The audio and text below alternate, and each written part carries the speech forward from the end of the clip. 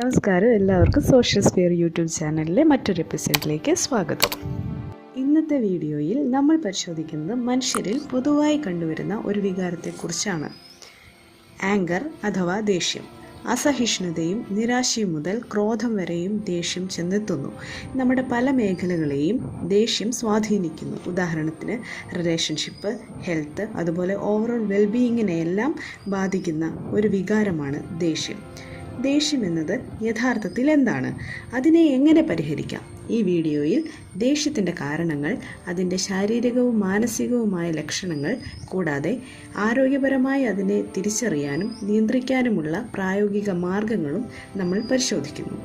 നിങ്ങളുടെ ബന്ധങ്ങൾ മെച്ചപ്പെടുത്താനും സമ്മർദ്ദം കുറയ്ക്കാനുമാണ് നിങ്ങൾ ശ്രമിക്കുന്നതെങ്കിൽ ഈ വീഡിയോ നിങ്ങൾക്കുള്ളതാണ്. സൈക്കോളജിസ്റ്റായ പോൾ എക്മാൻ പറയുന്നതനുസരിച്ച് ബേസിക് ഇമോഷൻസ് പ്രധാനമായും 6 എണ്ണമാണ് ഉള്ളത്. Happiness, sadness, fear, anger, surprise, disgust, ഇത്രയുമാണവ. ഇതിൽ നമ്മൾ പറയുവാൻ പോകുന്നത് ദേഷ്യത്തെക്കുറിച്ചാണ്. എന്താണ് ദേഷ്യം? എന്തെങ്കിലും തെറ്റ് സംഭവിച്ചാലോ അല്ലെങ്കിൽ ആരെങ്കിലും നിങ്ങളോട് തെറ്റ് ചെയ്താലോ നിങ്ങൾക്ക് അനുഭവപ്പെടുന്ന തീവ്രമായ വികാരമാണ് ദേഷ്യം. സാധാരണയായി സമ്മർദ്ദം, നിരാശ, പ്രകോപനം എന്നിവയുടെ ഫലമാണ് ദേഷ്യമെന്നത്. അമിതമായ ദേഷ്യം പ്രകടിപ്പിക്കുകയും അത് നിങ്ങളുടെ ദൈനംദിന പ്രവർത്തനങ്ങളെയും ആളുകളുമായി നിങ്ങൾ ബന്ധപ്പെടുന്ന രീതിയെയും ബാധിക്കാൻ തുടങ്ങുകയും ചെയ്യുമ്പോൾ മാത്രമേ അതൊരു പ്രശ്നമായി മാറുകയുള്ളൂ. ഇത് പറയുമ്പോൾ തന്നെ നിങ്ങൾ സ്വന്തമായിട്ട് വിലയിരുത്തേണ്ടതാണ്.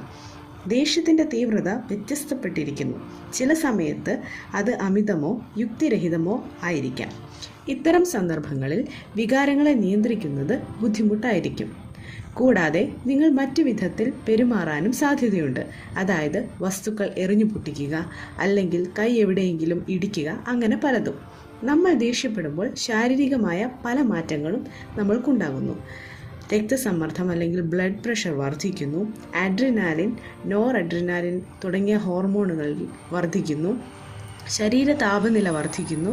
മസിൽ ടെൻഷൻ വർദ്ധിക്കുന്നു. തുടങ്ങിയവയാണ് ശാരീരിക മാറ്റങ്ങളിൽ പെടുന്നത്. ദേഷ്യപ്പെടുമ്പോൾ സംഭവിക്കുന്ന ബാഹ്യ സ്വഭാവ സവിശേഷതകൾ എന്തെല്ലാമാണെന്ന് നോക്കാം.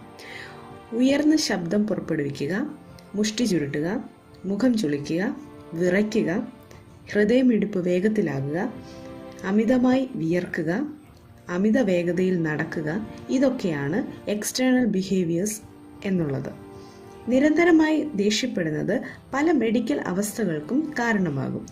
ഡിപ്രഷൻ അല്ലെങ്കിൽ വിഷാദം, ആൻസൈറ്റി അല്ലെങ്കിൽ ഉത്കണ്ഠ, ഇൻസോംനിയ അല്ലെങ്കിൽ ഉറക്കമില്ലായ്മ, ഡയബറ്റിക്സ് അല്ലെങ്കിൽ പ്രമേഹം, ഗ്യാസ്ട്രിക് അൾസർ എന്നിവയാണത്.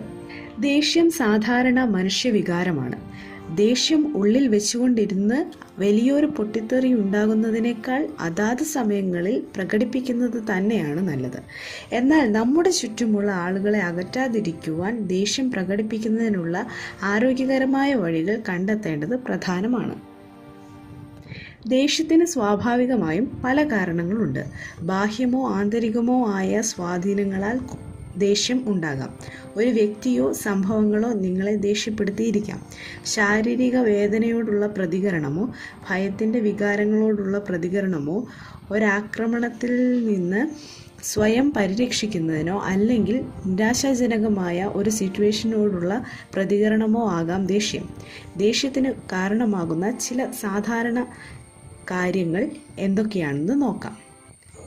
പ്രിയപ്പെട്ട ഒരാളുടെ നഷ്ടം, ജോലി നഷ്ടപ്പെടുക, ഒരു ബ്രേക്കപ്പ് അല്ലെങ്കിൽ ഒരു വേർപിരിയൽ, അപകടം കാരണം ശാരീരിക മാറ്റങ്ങൾ ഉണ്ടാകുമ്പോൾ ദേഷ്യം ഉണ്ടാകാൻ ചാൻസ് ഉണ്ട്. ഉദാഹരണത്തിന് കാഴ്ച നഷ്ടപ്പെടുക, അല്ലെങ്കിൽ കൈകാലുകൾക്ക് എന്തെങ്കിലും ബുദ്ധിമുട്ടുകൾ ഉണ്ടാകുക, അല്ലെങ്കിൽ അത് നഷ്ടപ്പെടുക, ഇങ്ങനെയൊക്കെ വരുമ്പോൾ ദേഷ്യം സ്വാഭാവികമായിട്ടും ഉണ്ടാകാൻ ചാൻസ് ഉണ്ട്. ചിലപ്പോൾ ചില മാനസിക രോഗങ്ങൾ കാരണം ദേഷ്യം ഉണ്ടാകാറുണ്ട്. വിഷാദം, ADHD, ബൈപ്പോളാർ ഡിസോർഡർ തുടങ്ങിയ രോഗങ്ങളുടെ ലക്ഷണമായും ദേഷ്യം കാണപ്പെടാറുണ്ട്. ദേഷ്യം സാധാരണയായി 3 തരത്തിലുണ്ട്. ഒന്നാമത്തേത് പാസീവ് അഗ്രസീവ് ആങ്കർ. ഇവിടെ ദേഷ്യം അടിച്ചമർത്താൻ ശ്രമിക്കുന്നു, പക്ഷേ അത് അൺഹെൽത്തി ആയിട്ടുള്ള ഒരു കാര്യമായിട്ട് മാറുകയാണ് ചെയ്യുന്നത്. രണ്ടാമത്തേതാണ് അസർട്ടീവ് ആങ്കർ. ദേഷ്യം പ്രകടിപ്പിക്കുന്നതിനുള്ള ആരോഗ്യകരമായ ഓപ്ഷനാണിത്. നിങ്ങളുടെ വാക്കുകൾ ഉപയോഗിച്ച് ശാന്തമായി വിശദീകരിക്കുകയും സാഹചര്യം പരിഹരിക്കാൻ ശ്രമിക്കുകയും ചെയ്തുകൊണ്ട് നിയന്ത്രിതമായ രീതിയിൽ ദേഷ്യം കൈകാര്യം ചെയ്യുന്നു. അപ്പോൾ നമ്മൾക്ക് ദേഷ്യം വരികയാണ്, അപ്പോൾ നമ്മൾ പറയണം എനിക്ക് ദേഷ്യം വരുന്നുണ്ട്. സാധാരണ പൊതുവെ കപ്പിൾസിലൊക്കെ ഇങ്ങനെ ദേഷ്യം വരുന്ന സമയത്ത് ചെയ്യേണ്ട കാര്യം എന്ന് പറഞ്ഞു കഴിഞ്ഞാൽ, എനിക്ക് ദേഷ്യം വരുന്നുണ്ട്, ഇപ്പം എൻ്റെ അടുത്ത് സംസാരിക്കരുത് എന്ന് ശാന്തമായിട്ട് കാര്യങ്ങൾ പറഞ്ഞ് പാർട്ട്ണറിനെ മനസ്സിലാക്കുക. അപ്പോൾ അവർക്ക് മനസ്സിലാവും. അപ്പോൾ അവർ മാറിയിരിക്കാനും മറ്റ് പ്രശ്നങ്ങൾ കോംപ്ലിക്കേറ്റഡ് ആയിട്ട് പോകാതിരിക്കാനും അത് ഹെൽപ്പ് ചെയ്യും. അപ്പോൾ അങ്ങനെയാണ്, ഇതാണ് അസേർട്ടീവ് ആങ്കർ. പക്ഷേ അത് നമ്മൾ നല്ല രീതിയിലായിരിക്കണം എക്സ്പ്രസ് ചെയ്യേണ്ടത്. ഓക്കെ, അടുത്തതാണ് ഓപ്പൺലി അഗ്രസീവ് ആങ്കർ. ഇത് മറ്റുള്ളവരെ വൈകാരികമായോ ശാരീരികമായോ വേദനിപ്പിക്കുന്ന രീതിയാണ്. ശാരീരികമോ വാക്കാലുള്ളതോ ആയ ആക്രമണവും ഇതിനകത്ത് ഉണ്ടാവുന്നുണ്ട്. 2 രീതിയിലാണ് ദേഷ്യം പ്രകടിപ്പിക്കാറുള്ളത്. ഒന്നാമത്തേത് വെർബലായിട്ടും രണ്ടാമത്തേത് നോൺ വെർബലായിട്ടും. വെർബൽ എന്ന് പറയുമ്പം വാക്കുകളിലൂടെ, അത് ചിലപ്പം എതിരെ നിൽക്കുന്ന ആൾക്ക് സങ്കടകരമാകാൻ ചാൻസ് ഉണ്ട്. അപ്പം അത് വെർബലായിട്ടുള്ള ഒരു പ്രകടന രീതിയാണത്. രണ്ടാമത്തേത് നോൺ വെർബലാണ്, അതായത് വാക്കുകളില്ലാതെ ആക്ഷൻസിലൂടെ, അതായത് മുഷ്ടി ചുരുട്ടുക, അതുപോലെ മുഖം ചുളിക്കുക, ചിലപ്പോൾ ഉപദ്രവിക്കാൻ വരെ ചാൻസ് ഉള്ളതാണ്. അപ്പം ആ രീതിയിൽ ആക്ഷൻസിലൂടെ എന്ത് ചെയ്യുന്നു, ദേഷ്യം പ്രകടിപ്പിക്കുന്നതായിട്ടും നമുക്ക് കാണുവാൻ സാധിക്കുന്നു. ദേഷ്യത്തെ നിയന്ത്രിക്കുവാൻ ശാസ്ത്രീയമായി തെളിയിക്കപ്പെട്ടിട്ടുള്ള പല മാർഗങ്ങളുമുണ്ട്. അവയിൽ ചിലത് നമുക്ക് നോക്കാം. ഒന്നാമത്തേത് ബ്രീത്തിങ് എക്സസൈസ്. ഇത് ബോഡി റിലാക്സേഷൻ ടെക്നിക്കാണ്. ഇതിൻ്റെ സ്റ്റെപ്സ് എന്ന് പറയുന്നത്, ആദ്യമായി ഒരു ഡീപ്പ് ബ്രെത്ത് എടുക്കുക. അതിനുശേഷം ശ്വാസം ഒരു 5 സെക്കൻഡ്സ് ഹോൾഡ് ചെയ്ത് വയ്ക്കുക.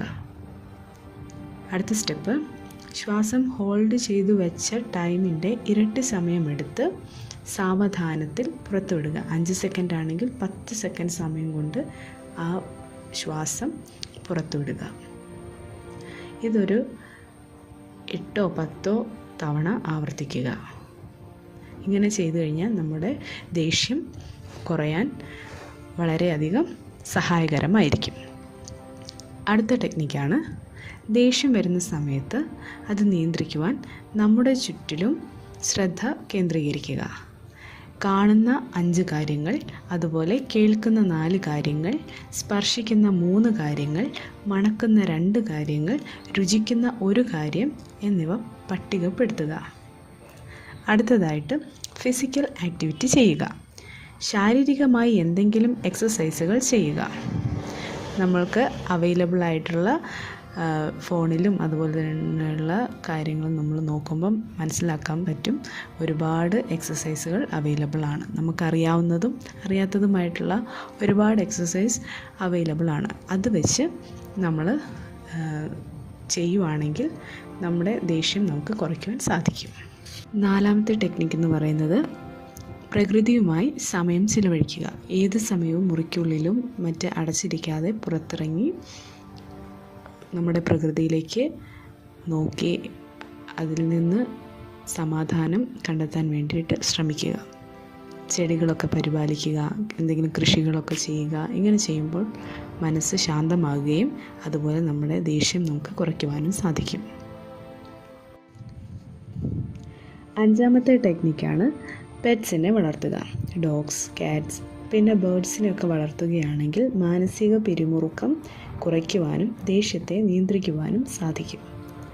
ഇത്തരം കാര്യങ്ങൾ ചെയ്യുന്നതിലൂടെ നമ്മുടെ ദേഷ്യത്തെ നിയന്ത്രണ വിധേയമാക്കുവാൻ സാധിക്കും.